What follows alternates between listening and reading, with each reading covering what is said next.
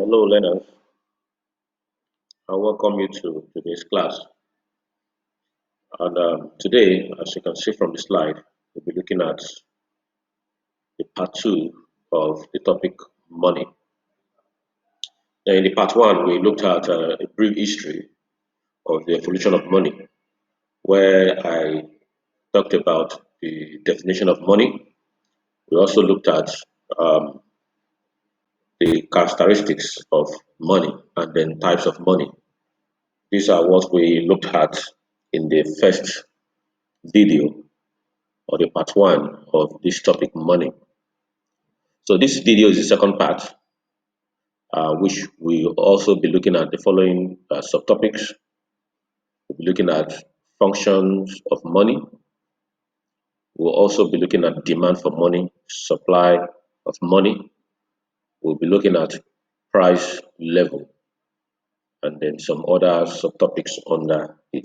So let's continue. The function of money. Money can be the function of money can be shared into two main headings.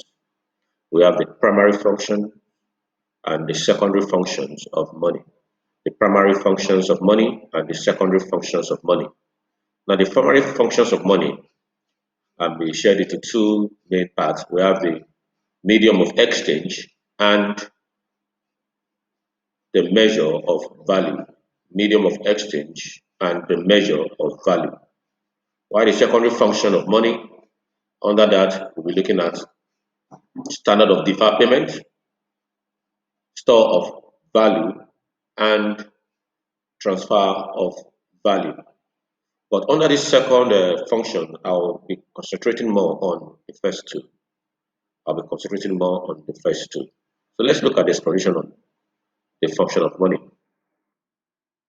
A and B is under the primary function of money, while C and D is under the secondary function of money. So alphabet A, money serves as a medium of exchange. Now, if you remember, when I introduced the topic money in the first video, I defined what money is. Money is anything that is generally acceptable as a means of exchange in a geographical location. So everybody must accept it. Why? Because it's a means which helps exchange to be carried out. So money helps or money makes it easy for buying and selling to take place. Unlike the trade by barter system where money was not used then, but you have to exchange goods for goods. Now, in this case, when money was introduced, trading becomes very, very easy, where you can exchange your goods and services for money. So, money serves as a means of exchange for goods and services, which has really helped the business sector to move forward. Okay, because nothing like a double coincidence of want again, where you have to find a consumer who needs your product and who wants your product. With the introduction of money, you don't need that again. Number two, unit of account or measure of value.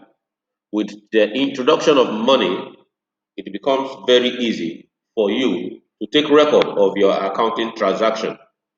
It becomes very easy for you to put value on goods you are selling.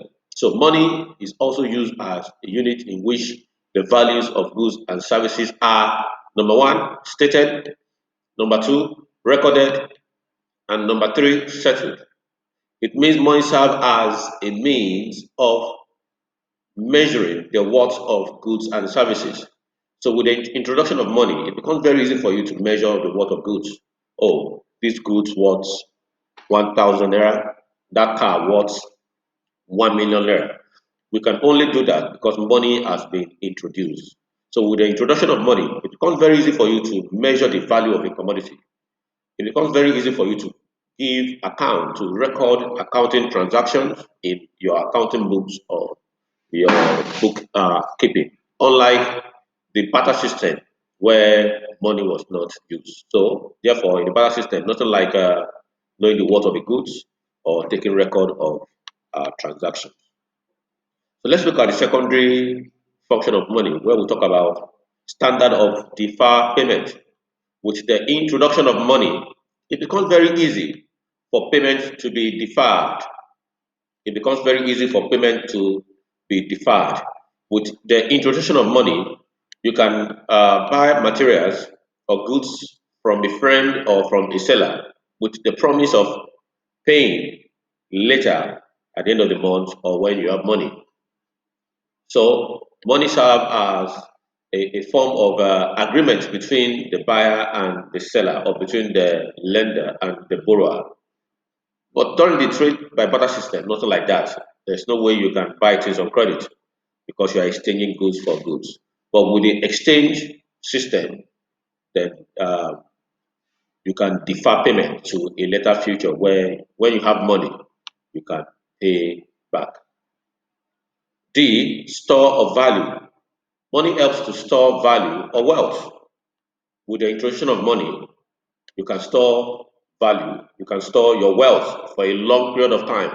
And that is why in the world today we have people that are very rich. A good example is in Africa. Dangote is the richest man in Nigeria and also in Africa. We're able to say that because we're able to estimate the worth of money he has. Unlike in the olden days where trade by barter was used, there's no way to measure the worth of a man for a long period of time because most of the commodities used there are agricultural products which don't last for a long period of time. Of course, the best you can do is to count the numbers of cattle that person has, to count the number of farmlands that person has, and these items can only last for some period of time.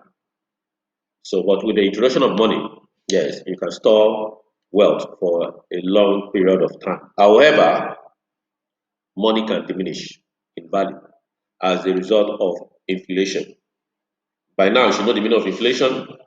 Inflation means the general rise, which is persistent in the price of goods and services. So, if the rate of inflation is high, it reduces the value of money. It reduces the worth of money. So, indirectly, it affects the worth of your wealth that you have stored. But I'll be talking more on that on other slide in this video. Demand for money. Demand for money. As you all know by now, I believe you know the meaning of demand. Demand simply means the ability and the willingness for a consumer to buy goods and services at a given price and at a particular point in time. But demand for money is a little bit different from the definition of demand or effective demand that we know. So when we talk about demand for money, we are talking about the desire to hold money, the desire to hold money, that is, keeping one's resources in liquid form rather than investing it, meaning keeping your money in liquid rather than in solid. So you from this explanation, you will notice that we have liquid money and solid money. So liquid money is the raw cash you have, while your solid money, or sometimes it is called near money, are the various investments you have. The various investments you have. These are items that you have invested money in that you can convert back to cash by selling them. So when we talk about demand for money, it's just a desire to hold money for a lot of things. We all know that we need money to meet up our daily expenses. We need money to pay our bills. So that desire to hold money by all economic agents, be it household, be it government, or the firms. That desire to hold money is demand for money. So they are the one demanding for money. Now, the reason why they are demanding for money is not for what money can do for them directly, but indirectly, what money can be used to acquire. So, and that's why we say money has a derived demand. Money has a derived demand. In a nutshell, we have about four types of demand. We have derived demand, we have competitive demand, we have complementary demand, and we have composite demand. So when we say derived demand, it means a demand, you demand for a product, not because of what the product can give you, but what you can use the product to acquire. In this case, money. You're not demanding for money for what money can give you. You can't eat money. But you are demanding for money because of what you can use money to acquire. Another good example of derived demand is labor. You are demanding for labor. You can't eat labor, but you are demanding for labor for what labor can give you. Because labor is one of the factors of production that can be used for further production of goods and services. So when you demand for labor, you are demanding for labor because of what labor can produce. So labor also is an example of a derived demand. So take note, money is not acquired for its sake, unlike other commodities, which are classified under the other types of demand. So these are the diagram for demand for money. You also notice that it's the same thing with the diagram for demand. But in this case, we have the y-axis, we have interest rate, and the x-axis, we have in some cases real money demand, and in some cases quantity of money demanded. So take note of this. There is a negative relationship between interest rate and quantity of money demanded. As the interest rate is increasing from 5% to 7% to 9%, the quantity of money demanded is reducing, which is true, which is a fact. Now, as an investor or as a businessman, I will only borrow more money or borrow more fund from the bank if the interest rate is low. But if the interest rate is high, I will borrow less. I will borrow less as a businessman. So, as an average or a rational human being, we intend to buy more of a commodity when the price is low. Okay, we buy more of that commodity when the price is low, and we buy less of that commodity when the price is high. The same principle applies to demand for money. Okay, so when the interest rate, which is the price you pay for loans you are obtaining, which is the price you pay for borrowing money, it's called interest rate. So if the interest rate is high, definitely the demand for that commodity or the demand for money will be low. And if the interest rate is low, the demand for that commodity or quantity of money demanded will be high. So we can say that there's an inverse or a negative relationship between interest rate and money demand. So that will take us to the motive of holding money, which is still under your demand for money. It is believed that there are three motives for holding money. We have the transaction motive, we have the precautionary motive, and we have the speculative motive. These are the motive for holding money. Now, this was given by Lord Keynes. I remember you know of a Lord who introduced the definition of economics, and that is Lord Robinson. He was given the Lord because of that definition. Also, Lord Keynes, he is the father of modern day economics. I'll repeat that again. Lord Keynes is the father of modern day economics. Unlike Adam Smith, that you were taught that is the father of economics. Adam Smith is the father of economics. But Lord Keynes is the father of modern day economics. He was given Lord because of the problem he solved in 1930 during the Great Depression in the world. There was a very big recession which led to Great Depression in 1930. So it was John Keynes, that came on board to help to solve the problem of that Great Depression by saying that government should get involved in the control and monitoring of production of goods and services in an economy. So he was the one that introduced government into the equation. And because of his theory, he was given Lord Keynes. So he was also the one that gave us the motives, the three motives for holding money, which I've said earlier: the transactionary motive, the precautionary motive, and the speculative motive. So let's look at them one after the other. Now, transactionary motive. People tend to keep money to meet day-to-day transactions. So you have a lot of needs to meet on a daily basis. The need for shelter, the need for clothing, the need for food, the need to pay your bills. So all these are needs which are on a daily basis. That is for a family or an individual. Also a business. A business need money to run on a daily basis. So all these are under what we call transactionary motive.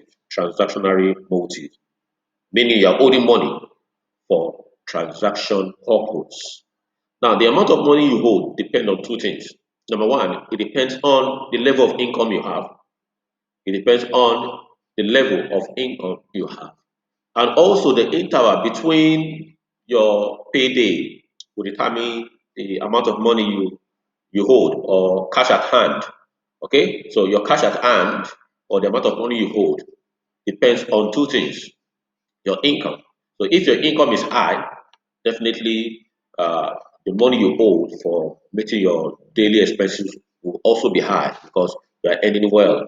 And if your income is low, definitely it affects negatively your transactions on a daily basis. Why the interval between your payday also determines how you spend money. If the interval between your payday is 2 weeks, every 2 weeks you are paid, definitely you have no money to meet up with different transactions. But if yours is monthly or every three months, it affects your ability to spend money.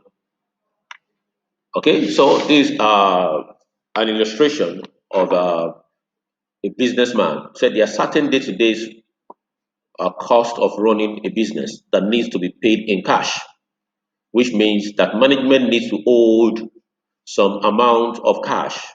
And I believe that's the job of the petty cashier in an organization. His job is to disburse money, petty money, to run the business on a daily basis, which is also under the transaction motive. I'll take us to the second one, precautionary motive. Now, this is money you hold to meet up unforeseen contingencies or to meet up emergencies. Okay, should this happen, let me hold money. Should that happen, okay, so unforeseen emergencies, you hold money to take precaution. Okay, so sometimes in a family, someone may fall sick and has to be taken to the hospital. Sometimes you might be on the road with your car and your car might break down. So definitely you need money to be able to rescue yourself from such situation. Such situation is classified under precautionary motive. So the level of money you hold under precautionary motive also depends on the level of income you have.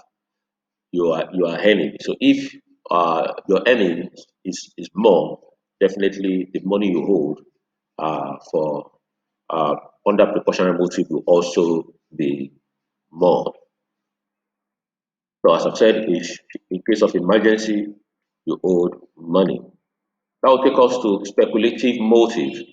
This is holding money to take full advantage of investment opportunities. Okay, so meaning you are holding money should an investment opportunity comes up. Let me hold money to be able to quickly meet them. Okay, might be purpose of investing in securities or bonds.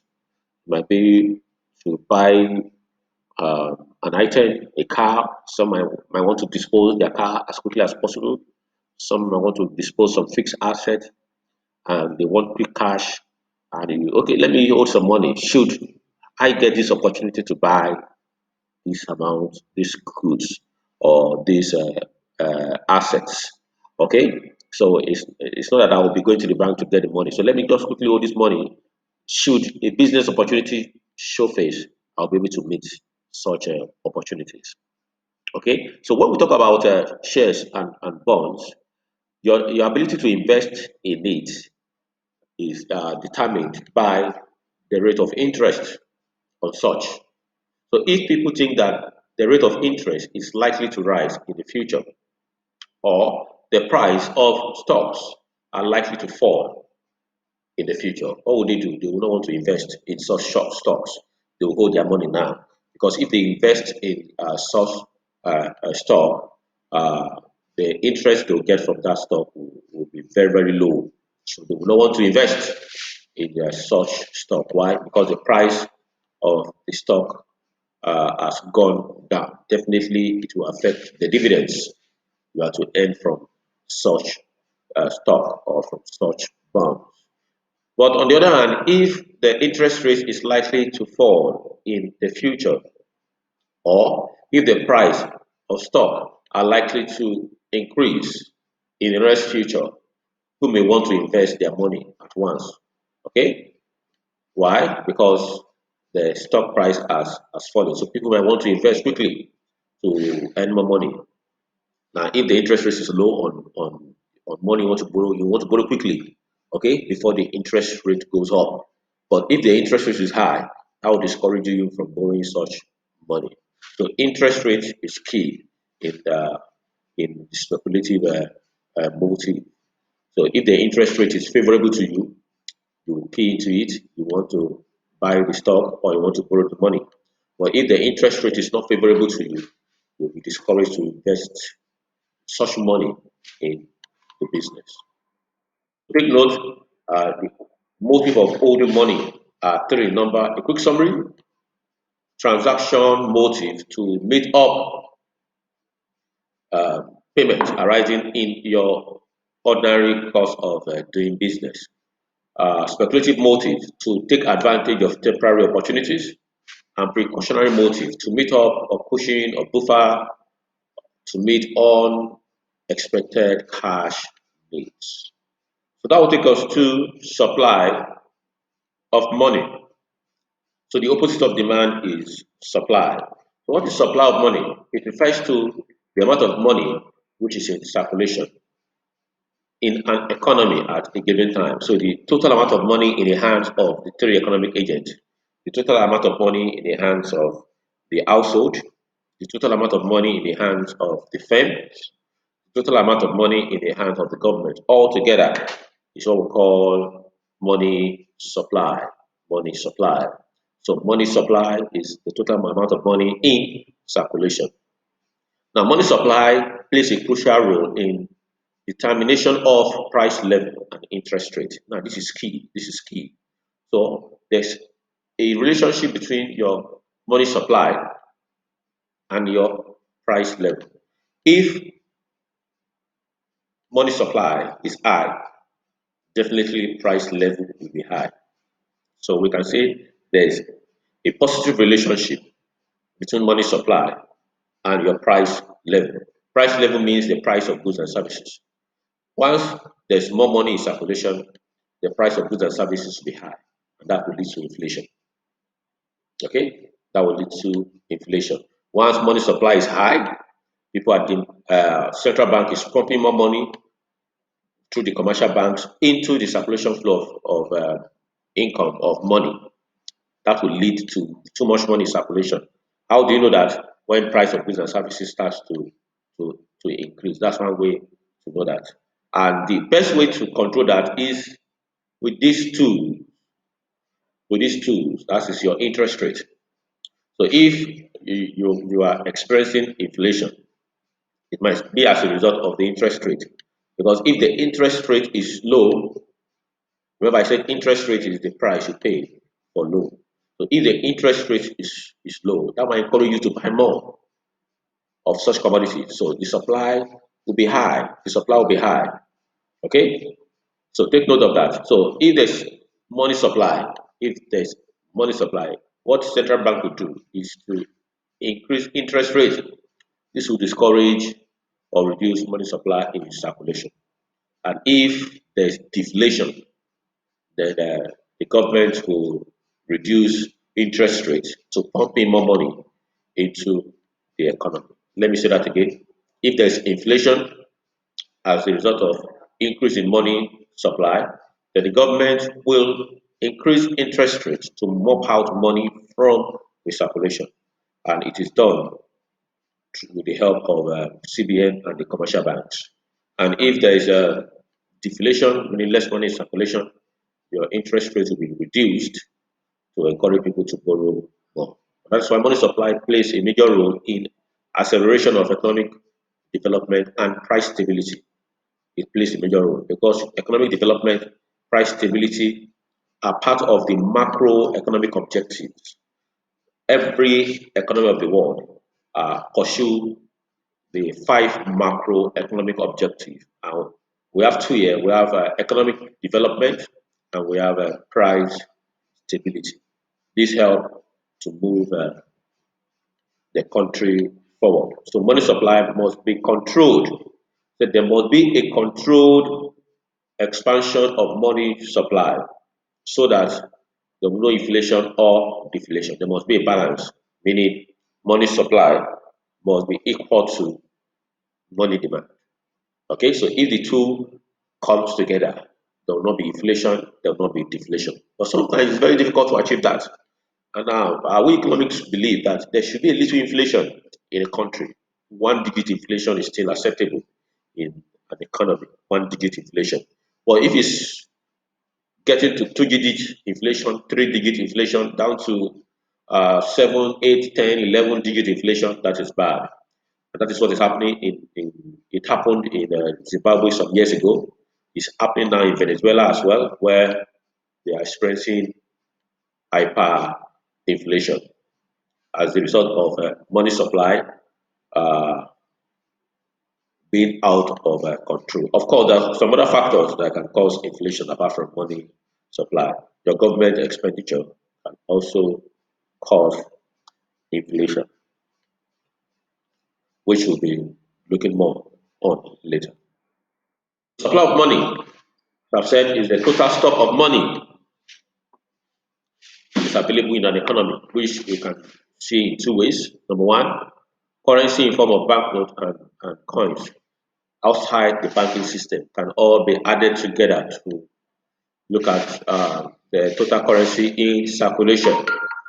The second way is the amount of money printed out by CBN, the amount of money printed out by CBN in circulation, and the credit policy of banks altogether can be used to determine the amount of money in circulation. So the currency put in circulation by CBN of that country and the credit policy of banks will help us to determine the total amount of money in circulation. And that is why we have two policies used by central bank to control the money supply. We have the restriction monetary policy, or what we call the contraction monetary policy, and we have the expansionary monetary policy. These are the two policies used by CBN to make sure that supply of money does not cause inflation or deflation. And this is how it works. Now, CBN only use contractionary or restrictive monetary policy to reduce money supply if there's inflation. So if there's inflation means too much money in circulation to a layman, and to an economic student, it just means the general rise which is persistent in price of goods and services in a year. Okay, so you can only record inflation. You can say there's inflation if it's persistent for years. Okay, if it's moving from one year, it's increasing to another year, it's increasing to another year. So you see there's inflation. So what government will do is try to reduce supply of money. Okay, and the best instrument to use under the monetary policy is your interest rate. So your interest rate will be used to reduce supply of money by increasing the interest rate. So commercial bank by direction from CBN will uh, increase their interest rate. Okay, so if they increase interest rate, it discourages investors, that discourages borrowers from coming to the bank to borrow money, and that will reduce the amount of money in circulation. But if CBN want to pump in more money into the economy as a result of deflation, less money in circulation, what they will do is just reduce the interest rate. Now, if they reduce the interest rate, then people want to borrow more money. So they can go to the bank and borrow more money. Now, as they borrow more money and invest in projects involved in economic activities, more money is being pumped into the circular flow of income, and that will, in the long run, expand the money in circulation. So this is how it works. So you can learn more on that from your textbooks. So under money supply, we have about two to three, but for your level, I'll just mention these two. We have M1, we have M2, and we also have M3. Okay, but because of the level of this class, I'll just mention M1 and M2. Now, M1 and M2 added together will give you money supply. Your M1 is made up of cash at hand, check account, the traveler's check, and the M2 is made up of your savings account, mutual fund account, and your certificate of deposit, meaning your fixed account. All this together, added together, will give you what we call money supply. So as I've said, your money supply must be equal to money demand for the economy to have price stability. Okay? But if one is larger than one, it can lead to inflation or deflation. And this is how it works. As I've said, this video is just for secondary school, so I'll be very careful so that I will not overboard you. So you will notice here that this diagram resembles that of a perfectly inelastic demand curve, where your supply is constant, irrespective of the price. The same supply or the same demand will be either supplied or the same demand will be bought. So in this case, we are looking at it from the aspect of money. So the price in this case is our interest rate, while we have quantity of goods. So we have a point of equilibrium where your money supply meets your money demand. Your money supply meets your money demand. And if the price or your interest rate goes up, it leads to what we call excess supply. Now, if your interest rate goes down, it leads to what we call excess demand, just as you have it in a normal price equilibrium, price and demand equilibrium. So under this case, we have a point of equilibrium where your I meets your MS. Okay, so if central bank says, okay, because they want to reduce, they want to pump more money into the economy, and then they reduce interest rates. So interest rate falls. Now, if interest rate falls, definitely what happens? There'll be excess demand. People want more money. They want to demand for more money. But the central bank might shift the supply curve or remain the same like this in order to guide against inflation. In order to guide against inflation. Okay, so they do that. So supply curve, your interest rate is low, which will encourage more people to want to get loan from the bank. So if more money is pulled out as a result of low interest rate, if time is not taken, there will be much money in circulation. But with the supply curve constant here, of course, it will just lead to what we call excess demand of loans, excess demand of loans. Now, if the interest rate is high, that will discourage people from borrowing. That will discourage people from borrowing money because the interest rate is too high. So that will lead to excess supply of fund, but nobody want to collect it. Why? Because the interest rate is high. So the best is when you have a balanced money supply, a balanced money supply, where your demand for money is equal to your supply of money. That will take us to value of money. Value of money. Now, the value of money we are talking about here, we are talking about purchasing power of money. The purchasing power of money. That is, the quantity of goods and services which a given sum of money can buy. The quantity of goods and services which a given amount of money can buy.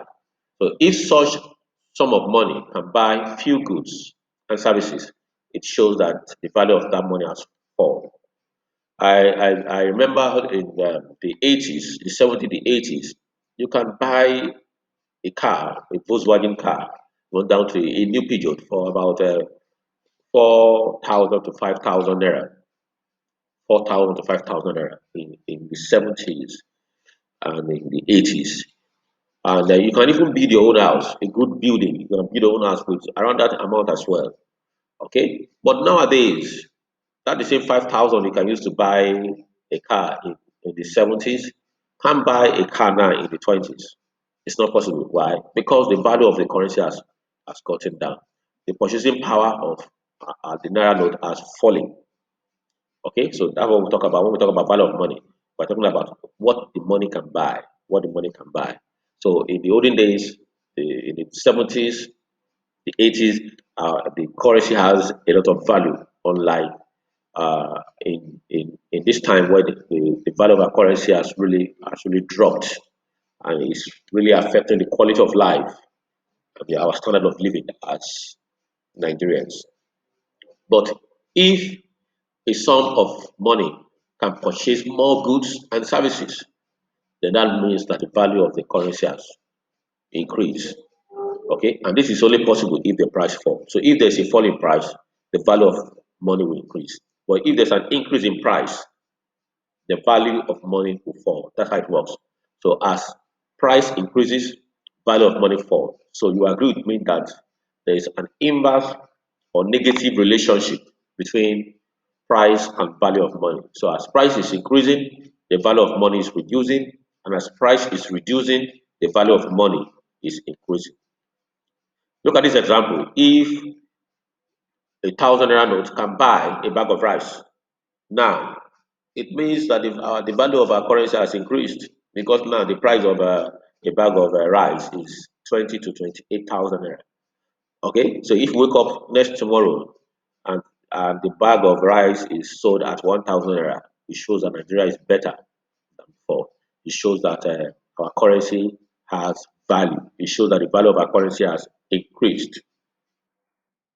Price level. When we talk about price level, we're talking about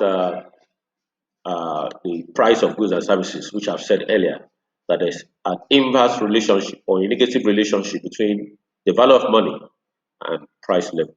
So if the price level increase, this means that a given sum of money will purchase fewer goods and services. The value of money therefore falls. So take note of that. So as the value of money is increasing, it shows that the price has fallen. But if price is high, then the value of money will uh, reduce. For example, if 500 naira notes can purchase only one share instead of two, then the value of money has reduced. So initially you can use your 100 naira note to buy about uh, 3 to 4 biscuits, but now you can just buy two. It shows that the value of 100 naira note has reduced. But the other way around, if there's a fall in price of goods and services across board, across the country, meaning with your 500 rand note now, you can buy three shirts, you can buy four shirts. The same 500 rand note you are using to buy one before, cannot buy four, five shirts. It shows that the value of our currency has increased. It shows that the value of our currency has increased. And that's how it works. So, uh, take note of that there's a negative relationship between price level and value of our currency, a negative relationship between them. So that is all for money now. So central bank, it is the job of the central bank to make sure that the price level is sustainable, that we have a stable price level in Nigeria. Because if the price level is volatile, it affects the economic agents in making decisions, because they'll be afraid if the price of goods and services is too high. Even those that are selling goods and services in the marketplace will be afraid to stock their shops. Consumers will be afraid to buy. That will has a lot of chain effects. And that is why the job of central bank is to make sure that we have a stable price. We have a stable price of goods and services. That will go a long way in increasing the standard of living of Nigerians. Not only that, will go a long way in even affecting our cost of production, because if price of raw materials is low, definitely cost of production will be low. And if our cost of production is low, price of goods and services will be low. And if price of goods and services is low, therefore our product can be able to compete well in the international markets. Yes, people will want to buy a product more because as the law of demand says that if the price is low, quantity demanded will be high. Now, if the price of a commodity is low, then people want to buy our product in the international markets. And that definitely it leads to increase in uh, exportation. And once our export is high than our import, it shows that more money is coming in into our economy. And such money can be used to provide social amenities. Such money can be used to improve our balance of payments. So take note of that. And thank you for today's class. So in our next class, we'll talk more on some other topics. Thank you.